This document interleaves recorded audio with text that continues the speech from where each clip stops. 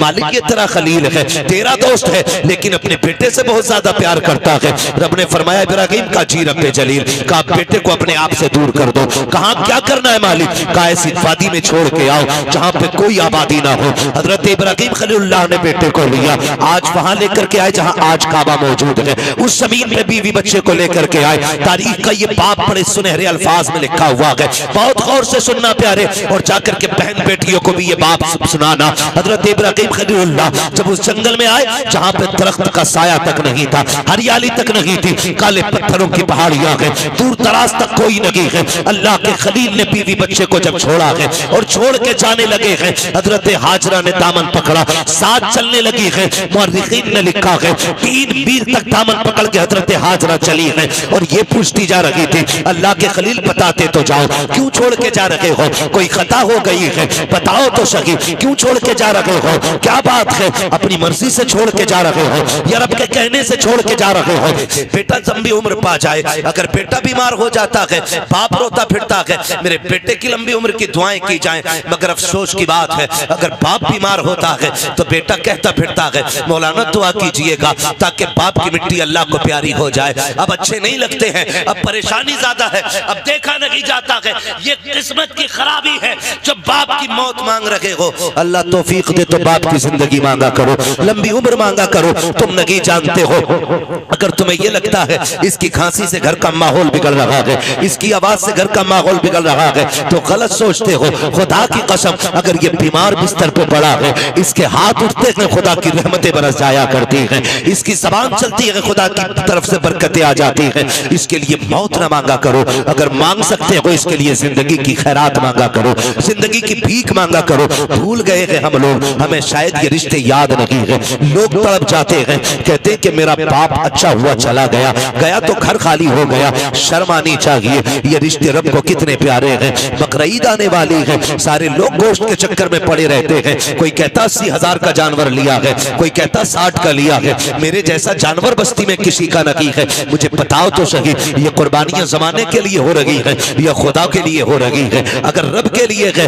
तो फिर ये मुकाबला कैसा है, ये दिखावा कैसा है? जानवर को ला करके दरवाजे पे बांध दिया जाता है ताकि दुनिया देख करके जाए जैसा सेठ का बकरा है ऐसा किसी का बकरा नहीं है, जैसे फला का जानवर है वैसा किसी का जानवर नहीं है। शर्म आनी चाहिए। हमारी कुर्बानी अल्लाह के लिए हो, हमारी तमाम जितनी भी नेकियां हैं अल्लाह और उसके रसूल की रजा के लिए होनी चाहिए।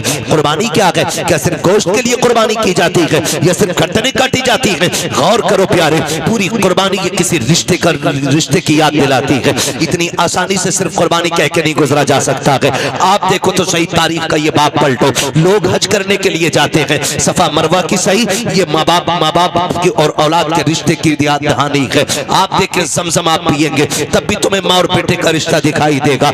आप जाएंगे जब शैतान को कंकर मारेंगे वहां भी तुम्हें बाप बेटे का रिश्ता दिखाई देगा। जब गर्दन पे छुरी चलाते हो जानवर की, गौर से देखना वहां भी बेटे का बाप का रिश्ता नजर आएगा।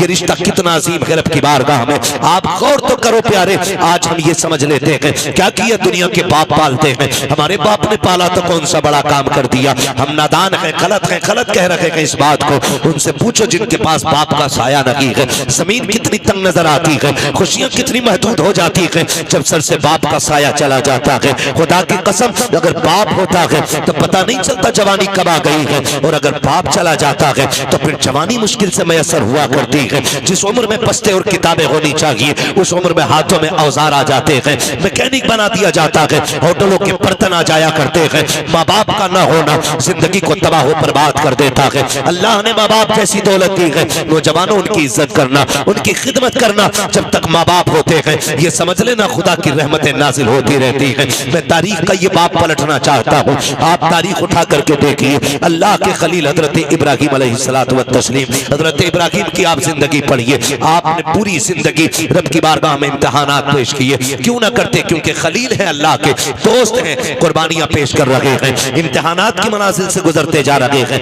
आज जानवर कुर्बान करने की बात आती है। अभी बात बताई थी, जैसा कि कहा गया था, अभी मुफ्ती साहब ने बताया था कि जब कुर्बानी की बात आती लोग बहाना कर देते हैं, कर्जा है नहीं कर सकते, पता नहीं है चटनी नहीं चल रही है, रोटी नहीं चल रही है। और अगर कोई बेचने लग जाए अभी 1 लाख का मोबाइल खरीद लेगा, 70,000 का मोबाइल खरीद लेगा, लेकिन कुर्बानी के लिए 3500 रुपए देते हुए कलेजे फट जाया करते हैं। तुम्हें सोचना चाहिए कुर्बानी अल्लाह की बारगाह में बहुत बड़ी इबादत है। फरमाया गया कुर्बानी के दिनों में कुर्बानी से बड़ी कोई इबादत नहीं है। अगर कुर्बानी की जगह पे आप एक सोने का ढेर भी अल्लाह की राह में खर्च कर दो तब भी अल्लाह उतना राजी नहीं होता है जितना तुम्हारी कुर्बानी से अल्लाह राजी हुआ करता है। इसमें बहाने ना बनाया करें, इसमें आप हीले तलाश करके ना निकला करें। तारीख का ये बाप पलटिए, शुक्र अदा करें अल्लाह ने जानवर की कुर्बानी मांगी है। अगर बेटे की कुर्बानी मांग लेता तो अल्लाह ने अपने खलील से बेटे की कुर्बानी मांगी, हमसे मांग लेता तो बकरा देने तैयार नहीं है। बेटे के मामले में फिर क्या होता? वो करीम है, उसने इब्राहिम खलीलुल्लाह की सुन्नत को जिंदा करने के लिए हमसे जानवर की कुर्बानी मांगी। जानवर की कुर्बानी जिंदा मांगी, जानवर की कुर्बानी मांगी है। और आप इस बात पे भी गौर करें, इस बात पे भी गौर करें, अगर आप मुसलमान हैं तो आपको आजमाया जाएगा। कहते यार मुसलमान और हम पे मुसीबतें आ रही हैं। हाँ हाँ, आप मुसलमान हैं तो आप ही को आजमाया जाएगा। वो कहा था किसी ने शहादत गए उल्फत में कदम रखना है। लोग आसान समझते हैं मुसलमान होना, जब आपने कहा है ना ला इलाहा इल्लल्लाह तो फिर अब इम्तिहान से भी गुजरना पड़ेगा, आपको इम्तिहान देना पड़ेगा। और आप ही नहीं, सबने इम्तिहान आती है। मेरे नबी फरमाते सबसे ज्यादा मुझे आजमाया गया है, सबसे बड़े बड़े इम्तिहानात मेरे रहे, मेरे महबूब के सबसे बड़े इम्तिहानात रहे। लेकिन हुजूर ने इम्तिहानों में क्या किया? तारीख गवाह है, किसी ने पत्थर मारे, मेरे हुजूर ने बदले में पत्थर नहीं मारा। किसी ने सितम किए तो हुजूर ने बद्दुआ नहीं की। मक्के से निकाले गए लेकिन हुजूर ने कभी बद्दुआ के लिए हाथ नहीं उठाए। यहां तक कि ताइफ में पत्थर लगे, हुजूर के हाथ उठ गए। हाल क्या था? जूतियां खून से भरी हैं, बदन कपड़े खून से शराबोर है, चेहरे से खून बह रहा है, लेकिन हाथ उठे तो यही कहा था मालिक इन्हें अजाब ना देना, इन्हें बख्श दे मालिक, इन्हीं की नस्ल से दीन के अलंबरदार पैदा फरमा देना। ये हमारे हौसले हैं, ये हमारे मामलात हैं। जरा से इम्तिहान आता जाए लोग को कलेजे फट जाते हैं। हम मुसलमान हैं, हम पे ये सितम हो रहा है, हम मुसलमान हैं, हम सताए जा रहे हैं। कहाँ है अल्लाह की मदद नहीं आती? कब आएगी अल्लाह की मदद? ओ भाई इम्तिहान की घड़ियां हैं, इनको जरा संभल के पार करना है। जो इम्तिहान में पार हो जाता है, इम्तिहान पास कर जाता है, समझ लेना दुनिया भी कामयाब है, आखिरत भी कामयाब है। कैसे कैसे आजमाया जाता है, यही अल्लाह के खलील है। आपको कैसे आजमाया गया? जंगल में रखा गया, अल्लाह के खलील ने सब्र किया। फिर क्या किया गया? लोगों ने बहुत सताया, परेशान किया, आपने बुत तोड़े, लोग दुश्मनी पे आमादा हो गए। यहां तक के नारे नमरूद को तैयार किया गया।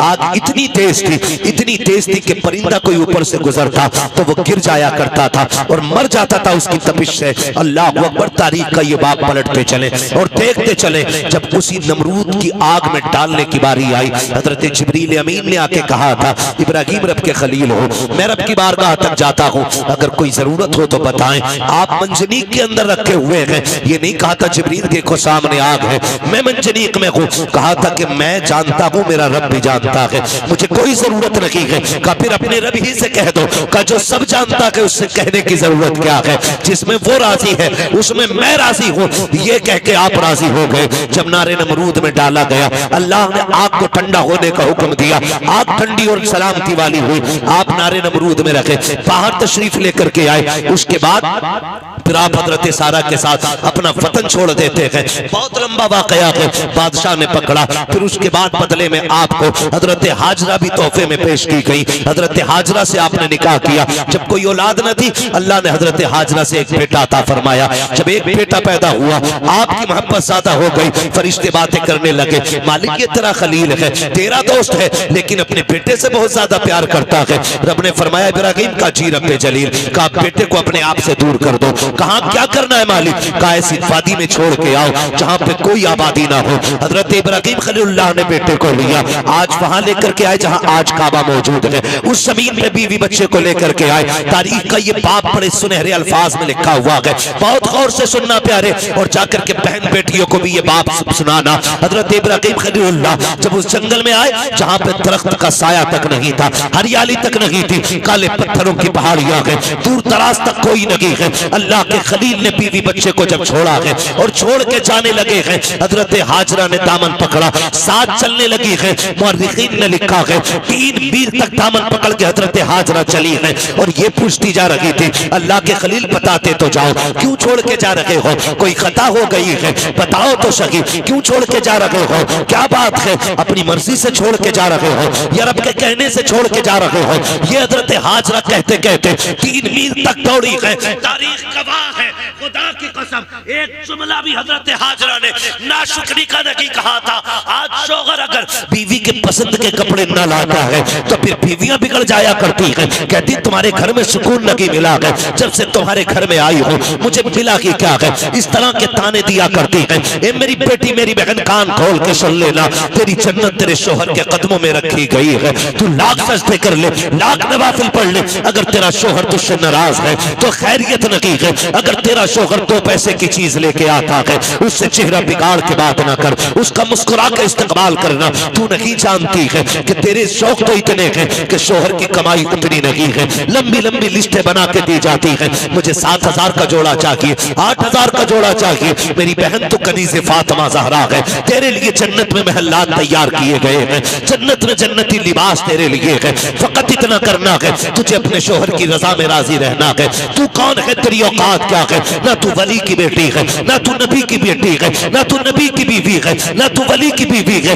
तारीख का ये बाप पलट के तो देखो, हजरत हाजरा को अल्लाह का खलील छोड़ के जा रहा है, जंगल में छोड़ के जा रहे हैं। कोई दरख्त नहीं है, कोई साया नहीं है, जंगल की जंगल है। 3 मील तक दौड़ी है, दामन पकड़ के दौड़ के कहा था, खलील ये तो बता के जाओ, क्यों छोड़ के जा रहे हो? इतनी सी खजूरें, इतना सा पानी, ये किसके सहारे है? अल्लाह के खलील की आप तारीख पढ़िएगा। आग में डाले गए हैं, अल्लाह के खलील नहीं रोए हैं, वतन छोड़ा है नहीं रोए हैं, नमरूद की फौज ने पीछा किया है नहीं रोए हैं। लेकिन जब बेटे को जंगल में छोड़ के जा रहे हैं, लोग कह दिया करते हैं मेरे बाप का रिश्ता की क्या है, मेरा बाप मुझसे प्यार नहीं करता है। गैरत आनी चाहिए। खुदा की कसम, वो खलील जो नमरूद की आग से लग डर के नहीं रोया, वो खलील जो आग में डाला गया तब आंसू नहीं आए, दुश्मनों ने पीछा किया तब नहीं रोया। लेकिन आज जब बेटे को छोड़ के जा रहे हैं, आंख से आंसू टप टप गिरते जा रहे हैं। शरीक हयात ने कहा था, अल्लाह के खलील बताते तो जाओ, इस जंगल में क्यों छोड़ के जा रहे हो?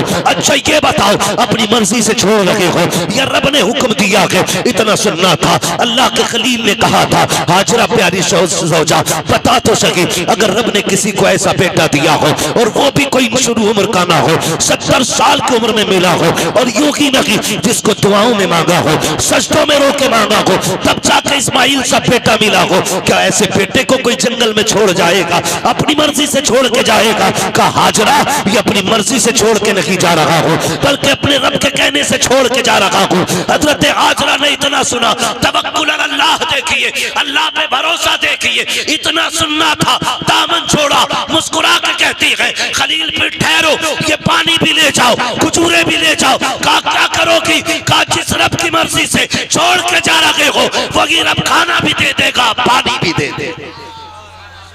इसे तवक्कुल अल्लाह कहते हैं। क्या बात है। नारे तकबीर, नारे रिसालत, मसलके आला हजरत खतीब अहले सुन्नत मुफ्ती हम्माद रजा मुरादाबादी, नारे तकबीर। ये रिश्ता होता है माँ बाप का, इसे समझने की कोशिश करें। जो खलील नारे नमरूद से न रोया, वो बेटे की जुदाई पे रो दिया, वो बेटे को छोड़ते वक्त रो दिया।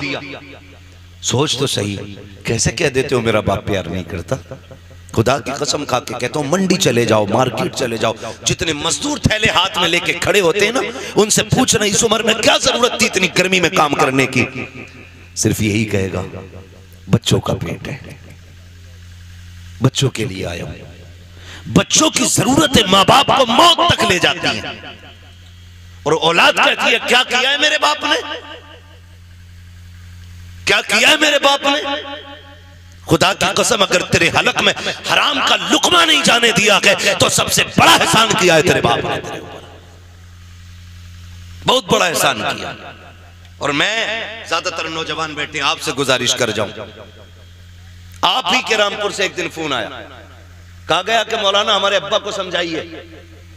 मैंने कहा बात क्या? उसने कहा रिश्ते नहीं हो रहे हमारे। मैंने कहा वजह? उसने कहा वजह यह है कि जो भी रिश्ता करने आता है वो ये पूछता है कि तुम्हारा बाप क्या करता है, या मेरे बाप से पूछता आप क्या करते। तो जब वो कहते हैं हम रिक्शा चलाते, तो रिश्ते करने वाले लौट के चले जाते। तो उसने कहा हमें गैरत आ रही है, हमारा बाप रिक्शा चला रहा है। मैंने कहा ठंडे दिमाग से सोच, शाम को तेरा बाप आता है तो कपड़े पसीने में भीगे होंगे। कहा हाँ। तो मैंने कहा उसके तलवे चूमा कर, वो पसीना बहा के कमा के लाता है, किसी का खून बहा के कमा के नहीं लाता है। हमारी दुनिया को हो क्या गया है, हमें करोड़पति चाहिए, चाहे दलाल हो, रिश्वतखोर हो, ब्याज लेने वाला हो, हराम की दौलत इकट्ठे करने वाला हो। ये चार चांद कब तक? जब तक मौत नहीं आ रही।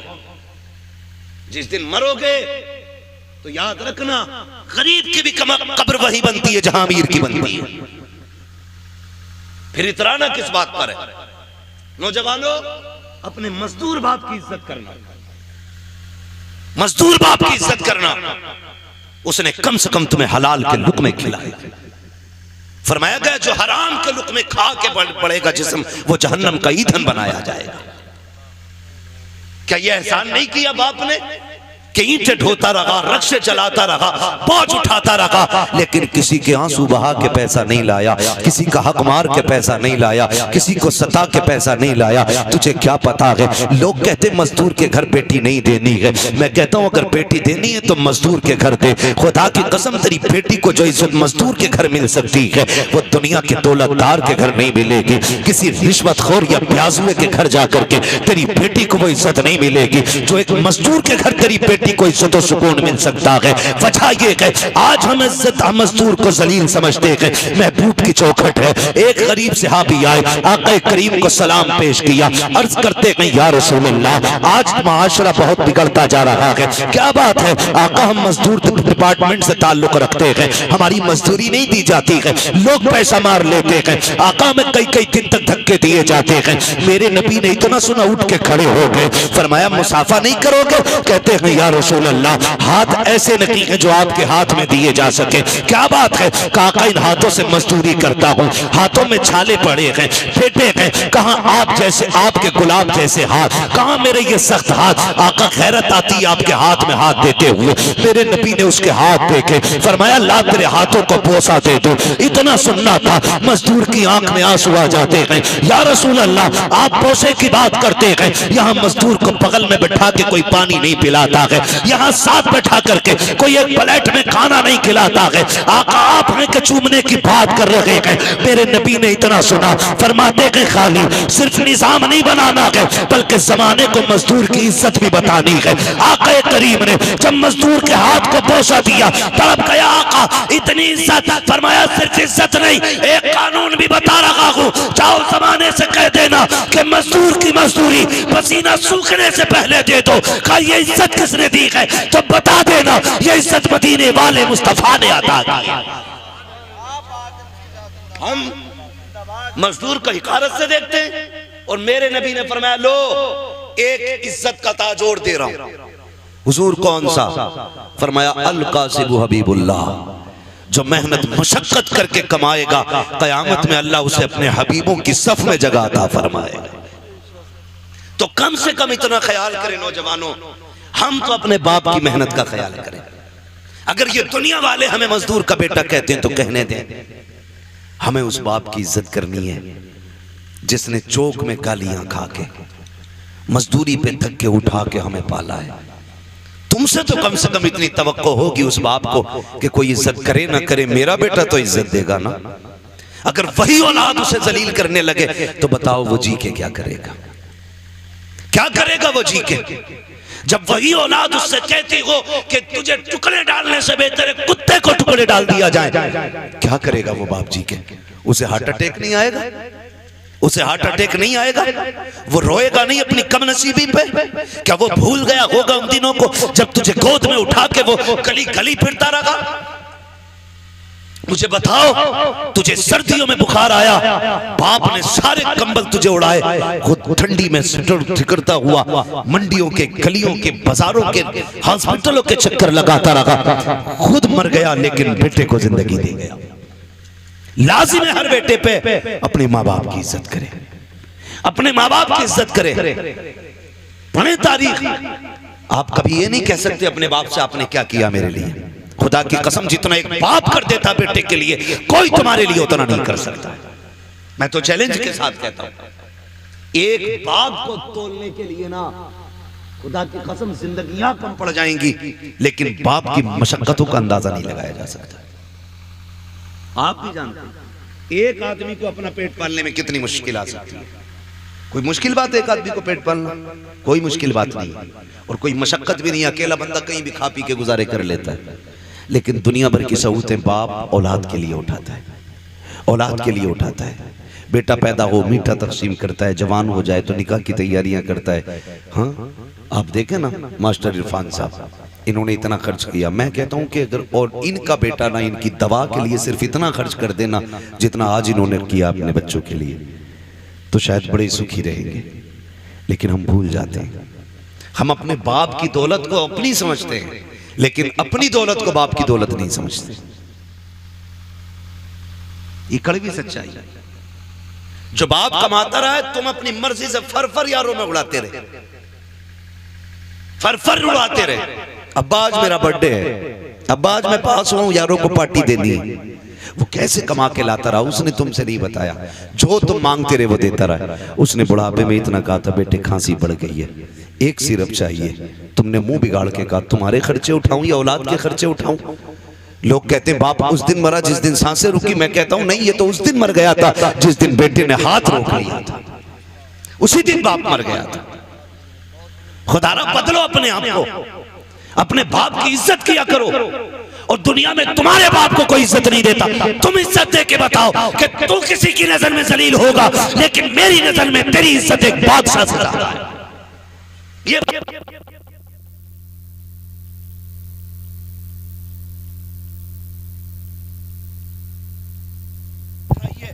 कम से कम बुढ़ापे में आके तुम्हारी मोहब्बत की वजह से उसकी थकन उतर जाए, ये कोशिश किया गया। अक्सर नौजवान मेरे सामने बैठे, अल्लाह करे हर नौजवान अपने बाप की इज्जत करने लग जाए, बाप की इज्जत करने लग जाए। हम तो ये सोचते हैं ना, ये सोचते हैं ना जो भी कमाया वो हमारा है, हमारे बाप का कुछ नहीं है।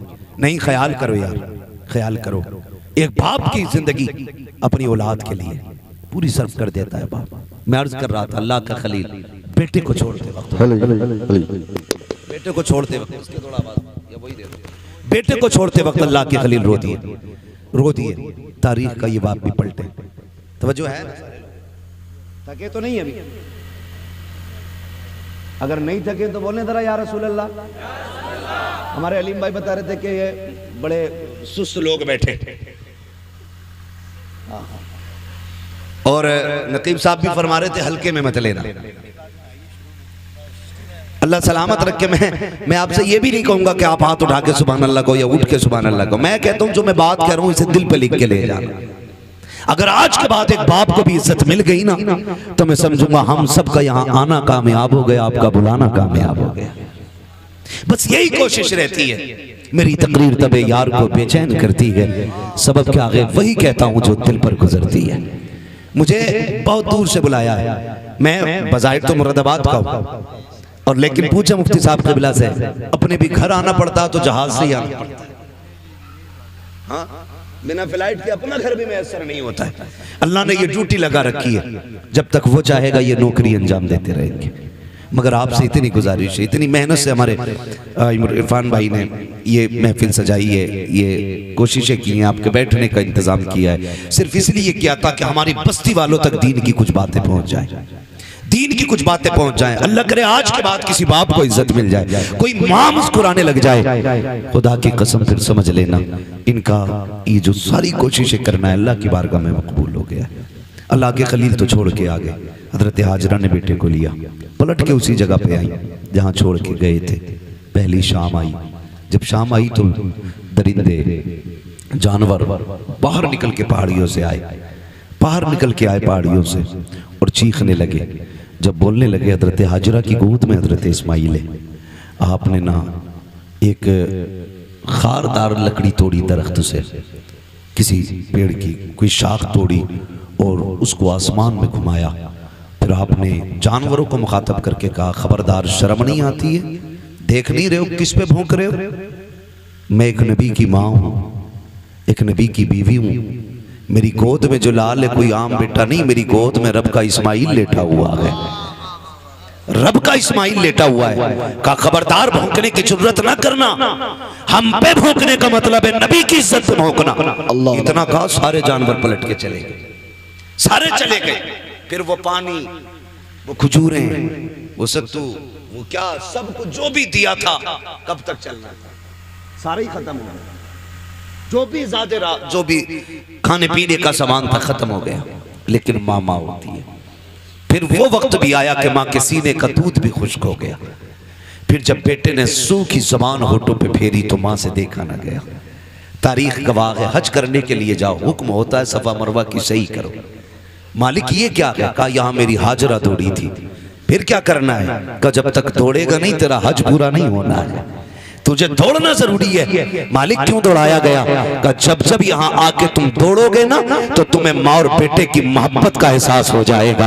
एक माँ ने बेटे की मोहब्बत में कितने चक्कर लगाए हैं? 7 चक्कर लगाए। माँ तो माँ होती है। बेटे को लिटाया जमीन पे, आपने एक पत्थर इधर से रखा, एक इधर से रखा, एक पत्थर ऊपर से रखा, 3 पत्थरों से बेटे का थोड़ा सा धूप का साया किया।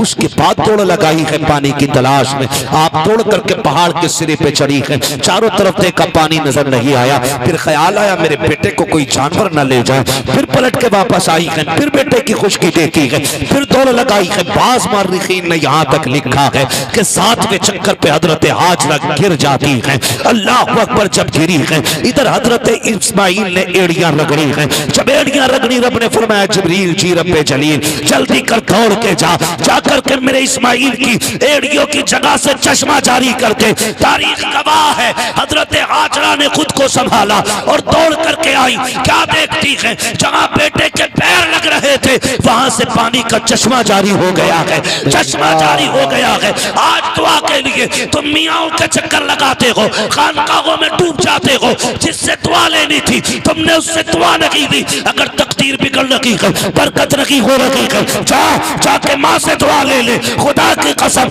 जिसकी कहीं नहीं सुनी जाती है उसकी माँ की चौखट को सुन ली जाती है।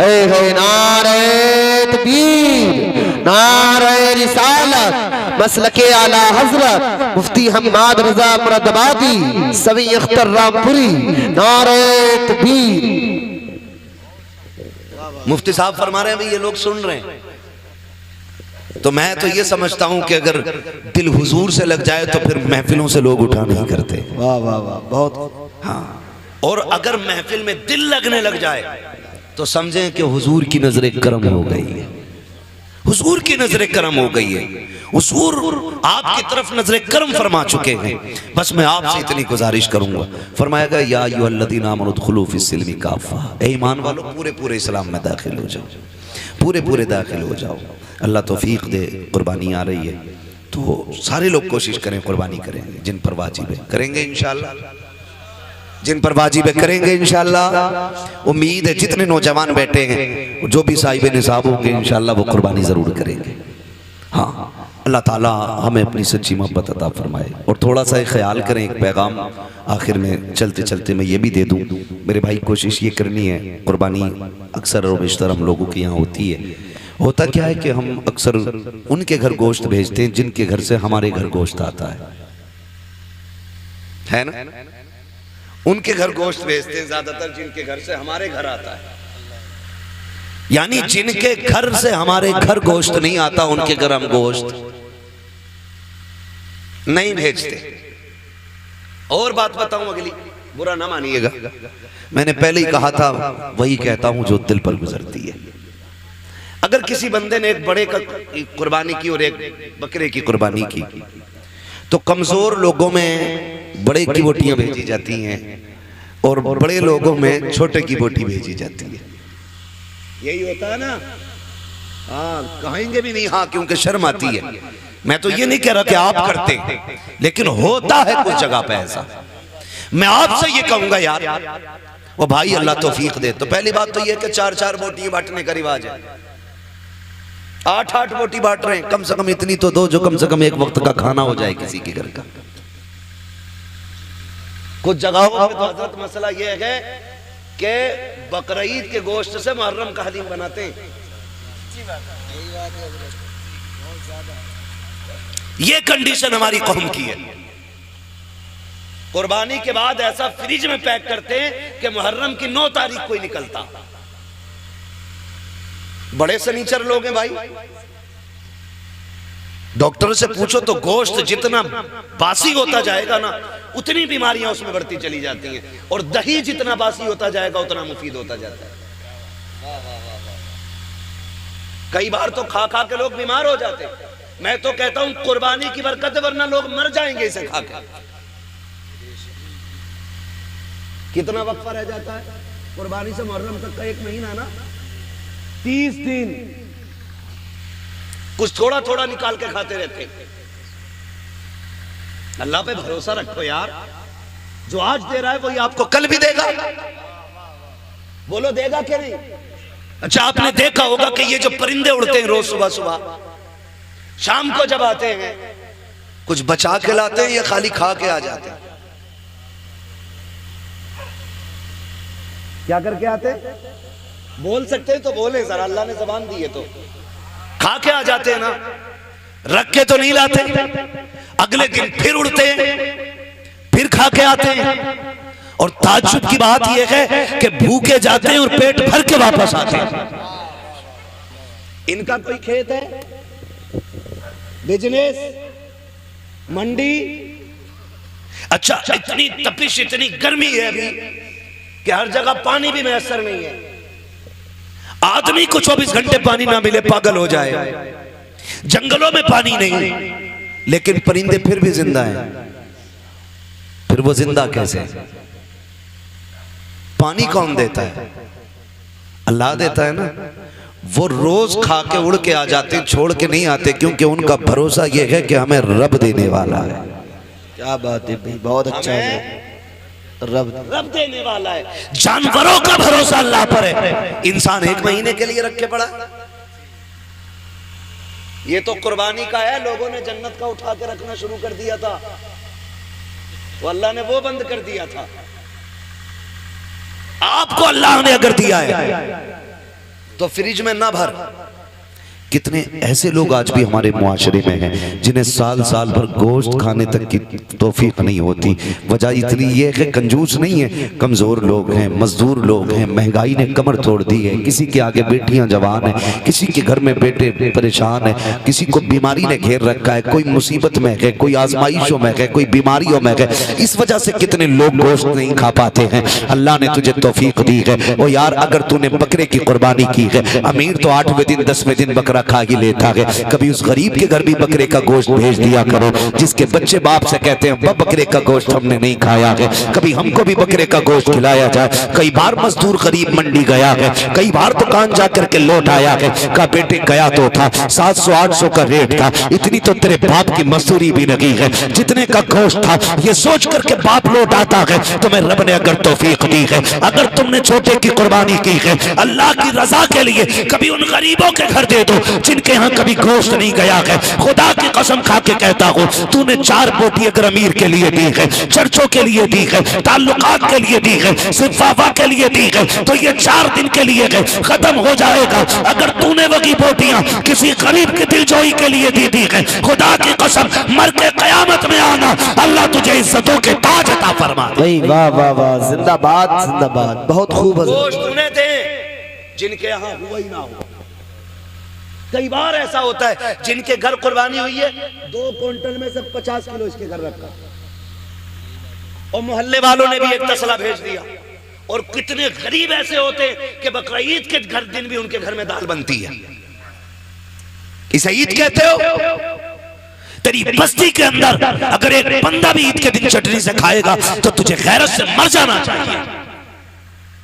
अल्लाह तौफीक दे तो ये गरीबों में तकसीम करे। आपके घर के होते हुए किसी घर में दाल या चटनी नहीं। आज ये रब की दावत का दिन है, रब की दावत का दिन है। हर घर में गोश्त की खुशबू आनी चाहिए, हर घर में तकसीम करें। और याद रखिए, जो अल्लाह के लिए करता है फिर अल्लाह कभी उसको गिरने नहीं देता है, गिरने नहीं देता है। और वो लोग बेवकूफ़ हैं जो उठा के रखते हैं। जब बर्तन खाली होता तभी नया भरा जाता है, जब पहले से भरा होता तो फिर उसमें जगह ही नहीं होती, वो भरेगा कहाँ से। आप खाली करते रहो, मेरा रब तुम्हारे बर्तनों को भरता रहेगा। जो खर्च करना नहीं जानते उन्हें कमाइयों का भी तरीका नहीं आता है। कमाई का भी तरीका उन्हीं को आता है जो खर्च करना जानते हैं। आप अपनी कमाई में गरीबों का हिस्सा रखें। कुर्बानी आ रही है, सारे लोग कुर्बानी करें। अल्लाह तौफीक दे, अपने बच्चों को दीन की तालीम दे। जिस तरह हमारे इरफान भाई ने अपने बेटों के अकीक़े की खुशी में, बेटियों की खुशी में माशाल्लाह खुश नसीब हैं, फरमाया गया अल्लाह जिसे 3 बेटियां दे और वो पाल पोस के उन्हें इज्जत से रुखसत कर ले, हुजूर ने फरमाया वो बंदा जन्नती होता है, वो बंदा जन्नती होता है। और फिर अल्लाह ने 3 बेटियां दी हैं, मुज्दा मुकम्मल है। यहाँ तक कि 2 बेटियों के लिए भी खुशखबरी है, 1 बेटी वाले के लिए भी खुशखबरी है। लेकिन सबसे पहले 3 का तज़किरा आया था। अल्लाह ने 3 बेटियां दी हैं, 1 बेटा दिया है। अल्लाह आपको भी बेटी बेटा देना। तो मैं तो ये कहता हूँ कि बेटी पे भी उतनी खुशी किया करो जितने बेटे की पैदाइश पे खुशी करते हो। इसलिए कि याद रखना, कभी कभी बेटे वो काम नहीं करते जो बेटियां काम कर जाया करती हैं। और बेटियों की मोहब्बत बाप से हमेशा जुदा होती है। बेटी के प्यार को बेटों का प्यार नहीं लगा करता है। आप भी जानते होंगे, आपसे जितनी मोहब्बत आपकी बेटी करती है उतना आपका बेटा नहीं करता होगा। इसलिए कि बेटियां तड़प जाती हैं बाप के बगैर, पूरी जिंदगी वो सिर्फ बाप के चेहरे की मोहताज रहती हैं। और फिर अल्लाह ने बेटी की मोहब्बत भी बाप के दिल में कैसी डाली है। मेरे नबी ने खातून जन्नत को सीने से लगा के कहा था मेरी फातिमा मेरे जिगर का टुकड़ा है।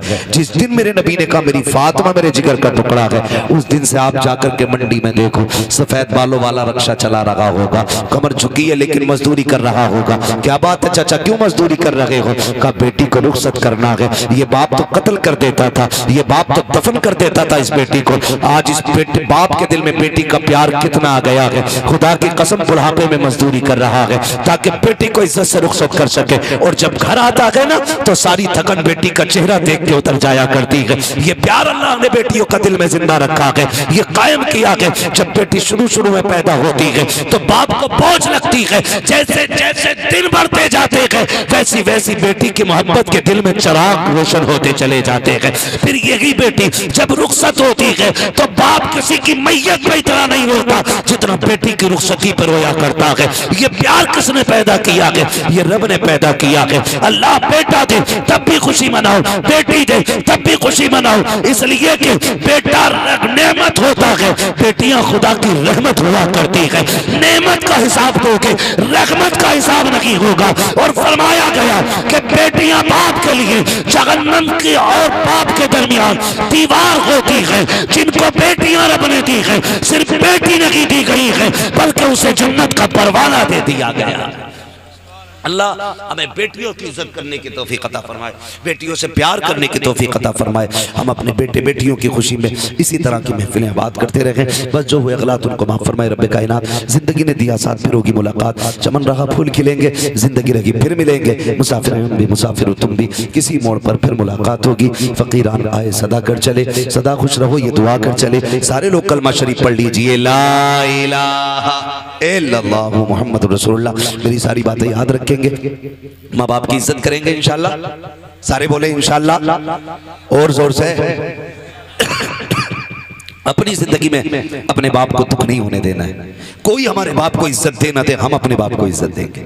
दुनिया कितना भी नीचा समझे लेकिन अपने बाप को यह एहसास दिलाएंगे कि हम अपने बाप को एक बादशाह से ज्यादा इज्जत देते हैं। हमारी जिंदगी में हमारे बाप का वो वकार है जो बादशाह का वकार रियाया की नजर में होता, ये हमें एहसास दिलाना है और अपने बाप की खिदमत करनी है। अगर उनकी जिंदगी आपको मिल गई है तो आप खुश नसीब होंगे अगर उनकी खिदमत करके जन्नती हो जाए। आपकी कमाई अगर बाप पे लग रही है तो आप नसीब वाले हैं। किसी की कमाई कुत्तों पे लगती है, किसी की कमाई मुकदमों में लगती है, किसी की कमाई झगड़ों में लगती है, किसी की कमाई बीमारियों में लग जाती है। नसीब वाले हैं जिनकी कमाई माँ बाप के काम आ जाया करती है। अपनी कमाई का हिस्सा अपने माँ बाप पे खर्च कीजिएगा। दूसरी बात मैंने कही थी, कुर्बानी आ रही है, जिन पे कुर्बानी वाजिब है वो सारे लोग कुर्बानियां करें। तीसरी बात एक और ये भी कही मैंने कि खुदा अपने दुश्मनों को माफ करने का हौसला पैदा करें। अगर आजमाइशें हों अल्लाह की तरफ से कोशिश ये करें कि हम इस आजमाइश में मुकम्मल उतरेंगे। मुसीबत आए सब्र करना है, अल्लाह इज्जतें दे शुक्र करना है। शुक्र करने के तरीके ये होते हैं, अल्लाह ने दौलत दी है तो अल्लाह का जिक्र किया जाए, अल्लाह को राजी किया। ये नहीं कि प्रधान के बेटे पे दौलत आ गई तो वो डीजे न बजा रहा है, लड़कियां नचा रहा है ला करके। ये कोई कमाल नहीं है। मौत आनी है, मौत आनी है, सबको मरना है। पैसा तो अगर बात की जाए तो सभी पे होता है, लेकिन सबकी दौलत दौलत उस्मानी नहीं होती है। दौलत उस्मानी वो होती है जो अल्लाह और उसके रसूल के नाम पे खर्च की जाती है। अल्लाह और उसके रसूल के नाम पे जो दौलत खर्च की जाती है, तो कोशिश ये करें हम अपनी कमाई को हराम जगह नहीं हलाल जगह खर्च करेंगे ना इंशाल्लाह। ऐसे सारे नौजवान वादा करते हैं इंशाल्लाह माँ बाप की इज्जत करेंगे, रिश्तों का ख्याल करेंगे। याद रखिएगा, मैंने कहा जैसे इरफान भाई ने आज अपने बच्चों की खुशी मनाई है ना, हमारे बाप ने भी हमारी विलादत की खुशी मनाई होगी। इतनी खुश हुए होंगे वो, बल्कि इनसे भी ज्यादा खुश हुए होंगे। हर कोई यही अपने बारे में तसव्वुर करे, तो कोशिश ये करें हमें अपने माँ बाप को दुख नहीं देना है। कुर्बानी में जब गोश्त की बारी आए तो तकसीम करना है, 2-2 बोटियां नहीं, कम से कम इतना देना है कि किसी के एक घर की किसी दिन की हंडिया हो जाए। कभी कभी ना तो किसी के लड्डू किसी के घर की मुसीबत बन जाते है ना। किसी मोहल्ले में बेटा पैदा हुआ किसी के, तो 2 लड्डू भेज दिए, तो घर में बच्चे 4, लड्डू 2। या तो इस हिसाब से लड्डू दिया करो जितने मेंबर हैं उतने दे दो। तो कभी कभार लठियां चल गई घर में, आग लगे ऐसे लड्डुओं को भाई जो किसी के घर का चैन उड़ा दे। अगर दिया भी करो तो इतना दिया करो कि किसी के घर में झगड़ा ना। समझ रहे मैं जो कुछ कहना चाह रहा हूं? 4 बोटी नहीं देनी है, कम से कम इतना दो कि एक वक्त गरीब के घर की हंडिया हो जाए। इतना कम से कम दिया करो। अल्लाह ताला हमें महबूब के तरीके पे अमल करने की तौफीक अता फरमाए। वमा अलैना इल्लल बलाग। सारे लोग मेरे साथ पढ़ लें, अस्तगफिरुल्लाह रब्बी मिन कुल्लि ज़ंबिन व तूबु इलैहि वमा अलैना इल्लल बलाग। अस्सलामु अलैकुम व रहमतुल्लाहि व बरकातुहू।